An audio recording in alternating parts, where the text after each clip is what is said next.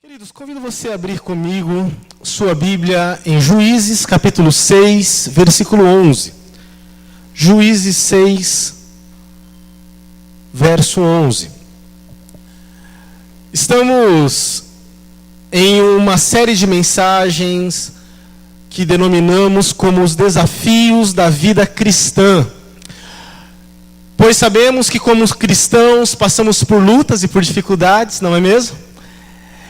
E nessas reflexões temos trabalhado em temas que são muito reais e humanos para todos nós.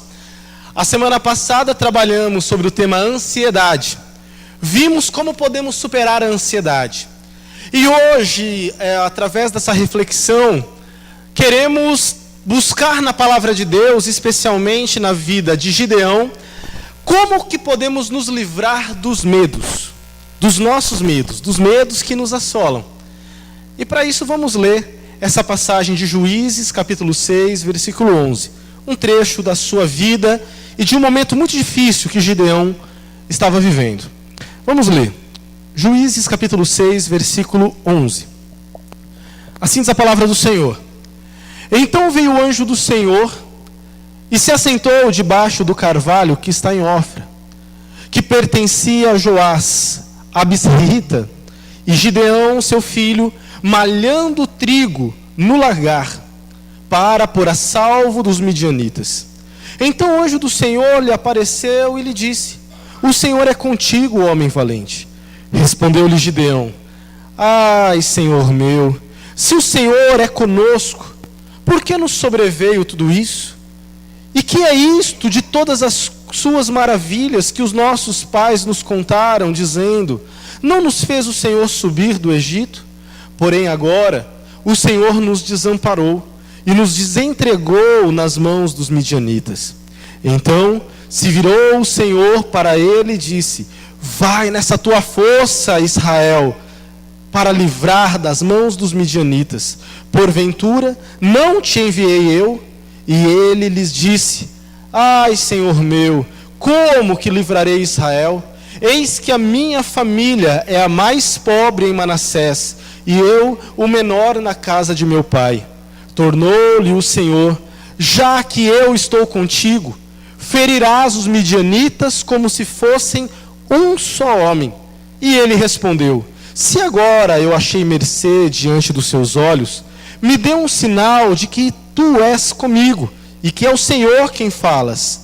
Rogo-te que daqui não te aparte até que eu volte e traga a minha oferta e a deponha perante ti.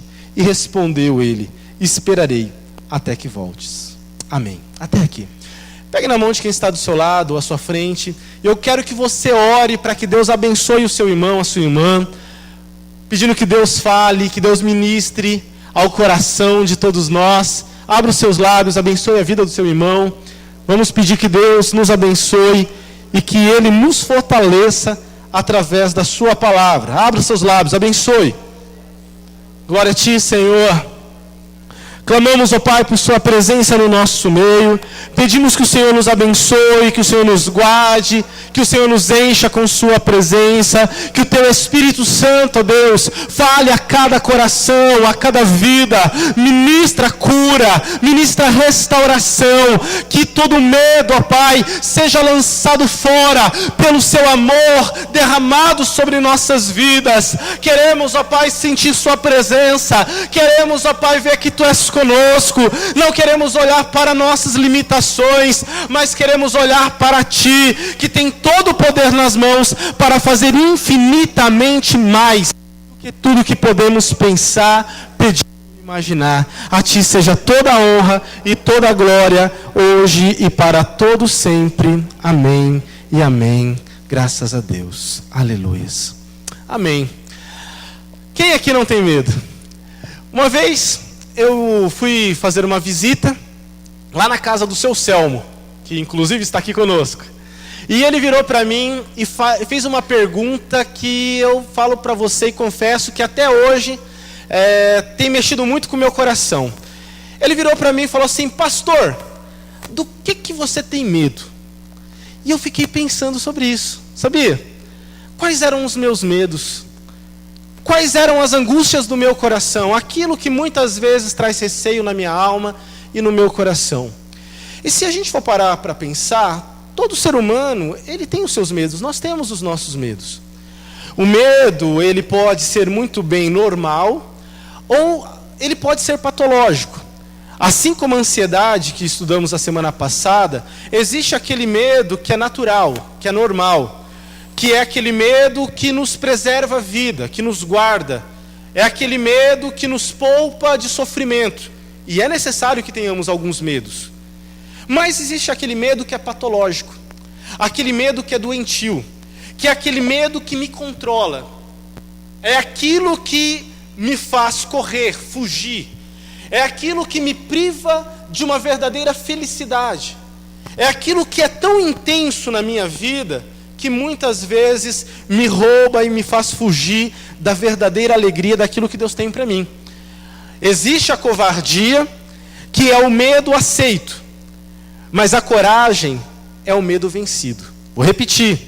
A covardia é o medo aceito para si, mas a coragem é o medo que é superado, vencido. Eu fico vendo que nas histórias de criança a gente até ouve muito sobre isso. E como podemos aprender até com essas lições infantis. Todos nós já devemos ter ouvido em determinado momento a história de um príncipe encantado que foi enfeitiçado por uma bruxa má. E ele se transformou em um sapo. E esse sapo um dia foi encontrado por uma menina, por uma criança. E essa criança sabia também dessa história, que aquele sapo que estava diante dela, na verdade não era um sapo, era o quê? Um príncipe. Mas para ele se transformar de um sapo para um príncipe, ou seja, voltar a ser um príncipe, o que era necessário fazer? Ela precisava dar um beijo naquele sapo. Só que tinha um problema. Ela tinha um medo estarrecedor de sapo. E ela lutava consigo mesma para querer, mas ao mesmo tempo era derrotada por esse medo que estava no coração dela. E o medo do seu coração impediu ela de desfrutar o verdadeiro encontro com o príncipe encantado da sua vida. É claro que isso é apenas uma fábula, mas quantas vezes isso não se torna real na nossa vida? Quantas vezes, por causa do nosso medo, que toma conta de nós, que nos domina, a gente é impedido de ver e ter um encontro com a verdadeira felicidade da nossa vida? Quantas pessoas com medo são paralisadas e não tentam tirar carta, não tenta passar no vestibular, não tenta chegar lá na namorada, ou na futura namorada, ou no futuro namorado, para realmente declarar o seu amor? Quantas pessoas não são o quê? Dominadas por esse medo? Pessoas que são controladas por esse medo que é tão intenso que domina elas, que faz com que elas não encontrem tudo aquilo que elas possam encontrar. Então o medo tem as suas intensidades, e todos nós temos os nossos medos. Olha só alguns tipos de medo que existem. Existe a acrofobia. Sabe o que é acrofobia? Medo de altura. Tem gente que não pode subir na escada por coisa alguma. Agorafobia. Medo de espaços abertos ou aonde existem multidões. Aracnofobia. Medo de aranha. E tem as mulheres que têm medo de barata também, né? Não pode ver que vira aquele alvoroço. Catastrofobia. Pessoas que têm o medo que alguma catástrofe venha acontecer com elas. Pessoas que têm claustrofobia, medo de lugares fechados. Glossofobia, medo de falar em público. Monofobia, medo de ficar sozinho. Nictofobia, medo da noite e medo do escuro. Tanatofobia, medo da morte. Zoofobia, medo de qualquer tipo de animal. É interessante que nós temos nossos medos. E é interessante ainda que desde pequeno, às vezes somos, de certa forma, educados para ter medo. Vocês já viram como é que a gente trata até as crianças? Você já parou para pensar nas canções de ninar das crianças? Como é que é? Boi, boi, boi, boi da cara preta, pega essa criança que tem medo de cara. Já pensou você cantar uma música dessa para uma criança querer dormir? Se ela tá para dormir, você começa a fazer ela imaginar no boi da cara preta que quer pegar ela. Ou se não, tem aquela outra também, a Nana Neném, que aqui quem vai pegar? Que a Cuca vai pegar. Olha só, e isso para criança querer dormir. Eu confesso que eu também, quando era pequeno, eu tinha medo dessa tal da Cuca, do sítio do Pica-Pau Amarelo, que era uma coisa horrorosa. Mas você vê que na nossa cultura, nós somos até culturalmente ensinados a termos os nossos medos. E temos os nossos receios de tantas coisas. Na nossa sociedade, existem 3 grandes medos que assolam a maioria da população. Primeiro, é o medo de ficar doente. A maioria das pessoas, se perguntar para ela qual é o seu maior medo, isso nós não estamos falando das fobias. Nós estamos falando dos medos naturais que ocorrem. Pessoas que morrem de medo de adoecerem, de caírem de cama ou de terem qualquer tipo de doença. Tem as pessoas também que têm o medo do abandono, de ficarem sozinhas, de serem deixadas de lado, de serem rejeitadas, abandonadas. Medo de chegar na velhice, por exemplo, solitárias, sozinhas. Isso é um medo que ocorre em muitas pessoas. E quer ver um medo que é o principal dos medos nossos hoje, da nossa cultura? Medo de ficar pobre. Medo de não ter dinheiro para pagar as contas. Medo de ficar desempregado. Um medo que alcança as finanças. São alguns dos nossos medos. E queridos, nesses medos que nós temos no nosso coração, hoje eu gostaria de trabalhar com vocês sobre esses medos, sobre a nossa perspectiva cristã, sobre como que nós podemos olhar para os medos e até mesmo sobre as orientações da palavra do Senhor, como podemos superá-los, vencer esses medos através dos ensinamentos da palavra de Deus. Então, não estamos aqui apenas para falar de uma teoria psicológica, mas sobre a lente da palavra de Deus, como que podemos aprender a superar esses medos que alcançam nós como cristãos, que somos normais, como todo ser humano é. E para isso, podemos olhar para a vida de Gideão, principalmente nessa fase da vida dele, na qual ele estava vivendo um período de muito medo. Olha só, vamos entender um pouquinho. O povo de Israel, por desobediência, por tantas coisas erradas que eles fizeram, eles estavam sendo perseguidos e invadidos pelos midianitas, que eram os inimigos do povo de Israel.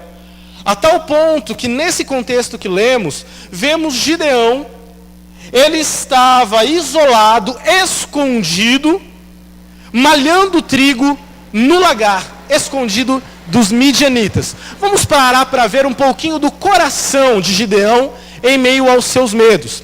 Olha só, ele estava malhando trigo no lagar, escondido dos midianitas. Esse é um dos principais sintomas que o medo traz para nós. O medo, quando alcança nosso coração, ele diz: fuja, corra, se esconda. É um instinto de sobrevivência para nós, que grita conosco e fala: se você está sendo ameaçado por algo, no caso os midianitas, você tem que se esconder. Você tem que sobreviver a esse medo. Por isso, pegue o seu alimento, pegue o seu trigo e vá com ele para um local de refúgio, de segurança, aonde o medo já não é mais uma ameaça para você, aonde você será poupado, privado de tudo aquilo que se levanta contra a sua vida. E ele vai para longe, ele se esconde, como muitas vezes nós também, em nossos medos, queremos fugir. Não enfrentamos de frente os inimigos, os nossos medos. Aquilo que muitas vezes para nós é algo terrível de ser encarado, a gente se esconde, a gente foge. E é interessante que aqui nesse lagar, que era um local, para a nossa cultura, seria mais ou menos um terreirão, onde os agricultores colocam o seu produto da colheita, o café. Ele estava ali malhando o trigo. Sabe o que é malhar o trigo? É você juntar o trigo colhido, que ainda está dentro ali da vagem, e descer o sarrafo nele. Vocês já viram? Não sei se vocês já tiveram a oportunidade de ver malhar feijão, malhar o trigo. É você pegar um pedaço de pau ou pegar alguma coisa para bater em cima daquilo para que o grão seja desprendido daquilo que o envolve. Mas o que estava acontecendo? Gideão, eu fico vendo que além de malhar o trigo, ele estava sendo malhado também por suas próprias emoções. Ele estava sendo fustigado pela vara do medo. Ele estava sendo afligido pelos seus próprios terrores emocionais, dentro daquele lagar, dentro daquele local, onde para ele era um esconderijo. Naquele lagar, Gideão estava vivendo, sem dúvida, as suas piores crises. Ia fazer, mas era tudo sobre o que Deus poderia fazer através dele.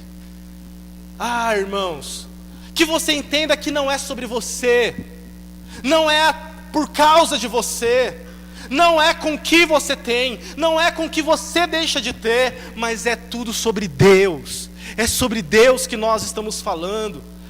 O que vai fazer vencermos os medos e fazer com que a gente supere todas as dificuldades é por causa do Senhor a quem servimos. É por causa do Deus que está controlando a nossa vida e a nossa história. Eu me lembro da história que um dia eu ouvi, quando uma família que foi surpreendida pelo fogo que estava pegando na sua casa. No meio da noite, fogo dentro de casa. Fogo, fogo, fogo. O pai sai correndo na escada e ele achou que o filho estava descendo atrás dele. O filho não desceu, o filho ficou preso no fogo dentro da casa. E o filho foi para a janela. E o pai, desesperado, fora da casa, e aquela casa em chamas, com fumaça, fuligem subindo, ele gritando para o filho que estava na janela: filho, pula, pula, que eu te salvo. E o filho gritando para o pai: pai, eu não consigo te ver, porque aqui tem muita fumaça, tem muita fuligem, eu não estou conseguindo te ver. E o filho ouviu a voz do pai e se lançou nos braços do filho, na segurança que o pai estava lá. O que nós precisamos entender, irmãos, é que talvez nós não tenhamos visão, é que talvez nós não entendamos todas as coisas, é que talvez você não consiga ver nada por causa da fumaça, por causa da fuligem, por causa dos seus olhos que estão embaçados. Talvez você está passando por lutas, por dificuldades, e você não está conseguindo ver nada, é tudo escuridão. Você está dominado por um medo que te cegou. Mas é nessa hora que nós precisamos entender que não é sobre nós. Você e eu não seremos salvos por nossa capacidade, através do que podemos fazer, do que temos para oferecer, dos recursos que dispomos para realizar. Não é isso, não é daí que virá a salvação. A salvação da nossa vida vem do Senhor que fez os céus e a terra. Ele está vendo o que nós não estamos vendo. Ele está enxergando aquilo que não compreendemos. Ele tem a solução para aquilo que para nós não tem mais jeito. Isso vai fazer com que vençamos o medo, porque precisamos entender, Gideão precisava entender, que tudo aquilo que estava para acontecer através dele, estava tudo firmado sobre o que Deus iria fazer, sobre o que Deus iria realizar, sobre o que Deus queria fazer através dele, não através dos recursos dele, mas através dele. Versículo 14, olha mais uma fala do Senhor. Então se virou o Senhor para ele e disse: vai nessa tua força e livra Israel da mão dos midianitas. Porventura não te mandei eu? Não te mandei eu? Queridos, o que nós precisamos simplesmente ouvir é o comissionamento de Deus, é o chamado de Deus. O que Deus está falando aqui para Gideão: Gideão, vamos parar de falar sobre você. Eu só quero que você entenda, não te mandei eu, não sou eu que estou te enviando, não sou eu, o Senhor Todo-Poderoso, que estou te comissionando para esta missão. Que entendamos que o que precisamos é obedecer a voz do Senhor. É entender o chamado dele para a minha vida e para a tua vida. É quando ele vira para você e fala: eu vou restaurar a sua casa. Talvez você está dizendo: eu não vejo mais solução para os meus filhos, Eu não consigo, já tentei de tudo, eu já fiz tudo, eu já levei em psicólogo, eu já internei em clínica, eu já fiz isso, eu já procurei terapia conjugal, eu já tentei, eu estou te dando uma promessa, diz o Senhor. As promessas do Senhor para as nossas vidas é a segurança que temos para vencer todo e qualquer tipo de medo da nossa história. Deus, ao receber as justificativas, Deus, ao receber as racionalizações de Gideão, Deus, a hora que recebeu todos os argumentos dele, nem se atentou a entrar no mérito da questão, mas reafirmou apenas para que ele focasse no chamado dele. Eu estou te enviando, eu estou te chamando para ser um vencedor, eu estou te enviando para ser bênção para as nações, eu estou te chamando para libertar os cativos, eu estou te chamando para ser feliz, eu estou te chamando para que você veja a grande obra que eu tenho para realizar através de você. Deus está afirmando o chamado. Nós precisamos entender o chamado de Deus para as nossas vidas, para aquilo que Ele tem para nós. Versículo 16.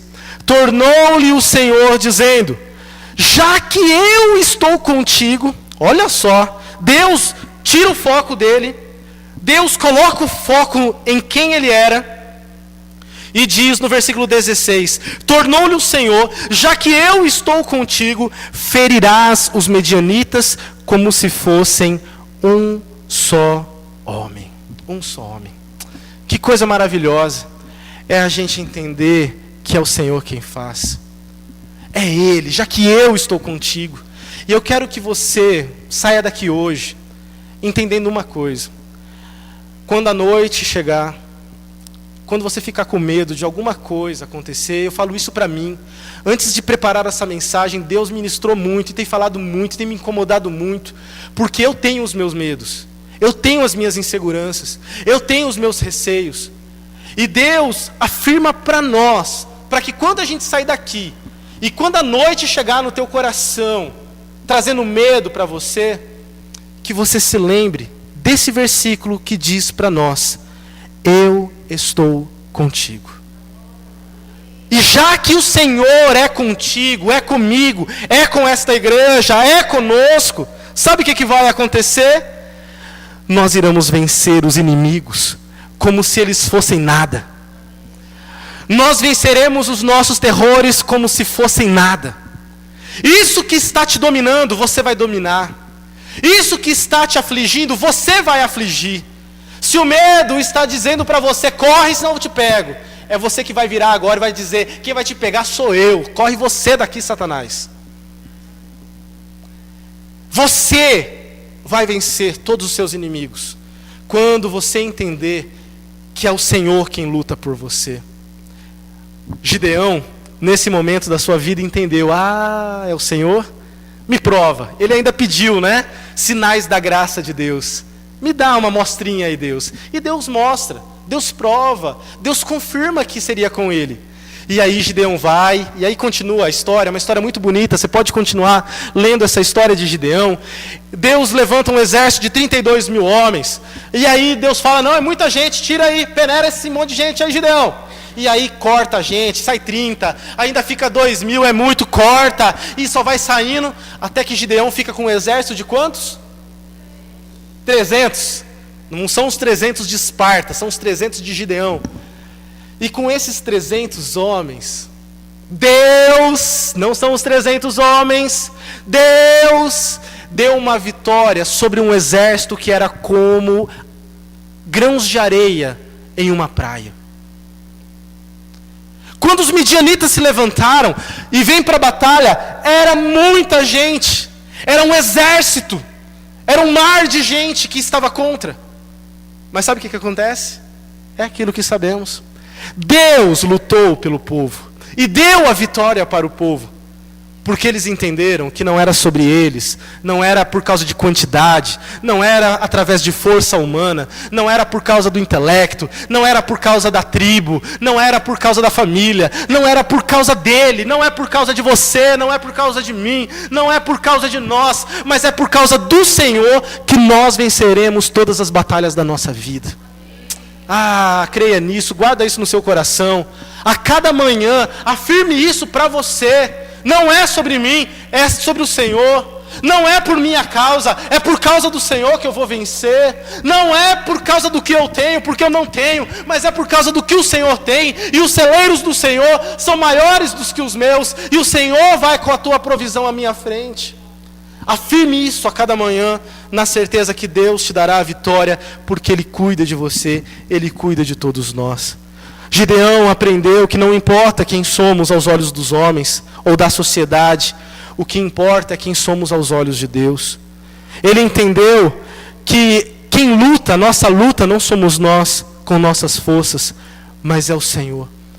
O que precisamos é ouvir a voz do Senhor e aceitar o desafio. Rômulo May diz o seguinte: coragem não é ausência de medo. Coragem não é ausência de medo, mas é continuar apesar do medo.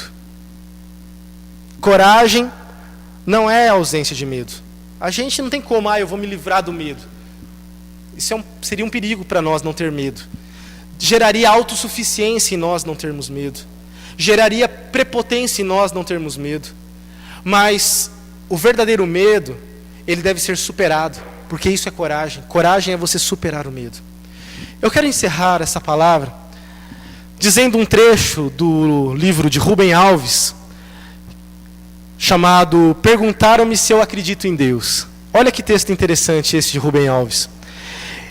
Ele fala assim: a noite estava escura, o céu estava sem estrelas.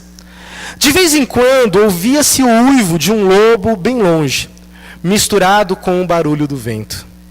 As crianças estavam reunidas na tenda do mestre Benjamim, e elas estavam com muito medo. O mestre Benjamim sentiu medo dos olhos daquelas crianças. Então foi até ele uma delas e perguntou: mestre Benjamim, há um jeito de não ter medo? Medo é tão ruim. E o mestre Benjamim respondeu: assim. E ele ficou quieto. Veio então uma outra criança e perguntou para ele: mas qual é esse jeito de não ter medo? É muito fácil. É só pensar como as ovelhas pensam. Mas como é que eu vou saber o que as ovelhas estão pensando, mestre Benjamim?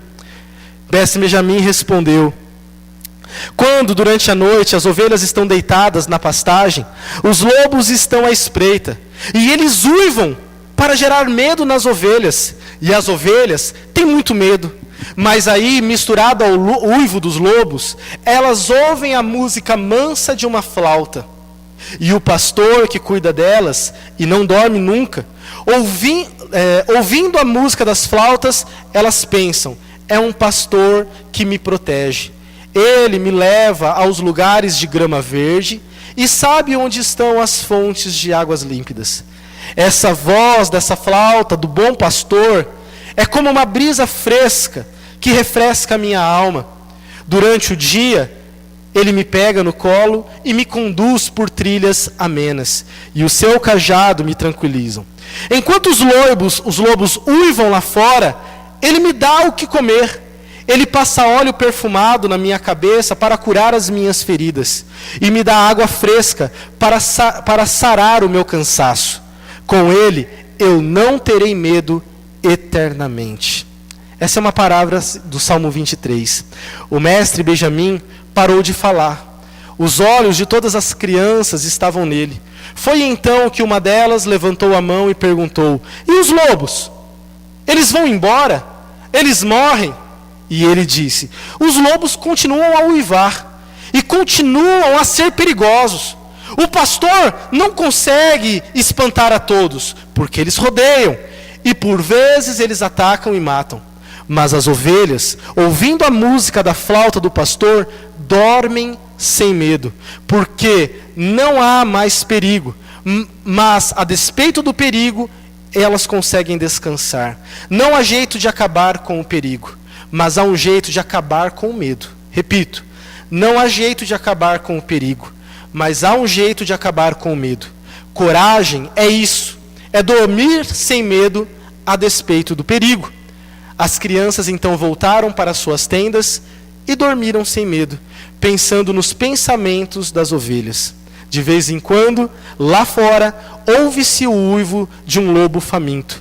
Desde então, tornou-se costume contar ovelhinhas para dormir. Interessante, né? Que a gente, ao sair daqui, possamos dormir em paz. Que você durma em paz. Que todo medo seja lançado fora por causa do amor do Senhor que está sobre a tua vida. Você tem um bom pastor. Você tem um Senhor que cuida de você. Ele vai cuidar da tua família. Ele vai cuidar dos seus maiores medos. Não sei quais são, eu tenho os meus. E eu preciso dizer a cada dia para os meus medos: tem um pastor que cuida de mim. Diga isso também. E durma tranquilo na presença do nosso Deus Todo-Poderoso, porque Ele é que nos guarda. Amém. Que Deus nos abençoe. Vamos orar? Vamos ficar em pé.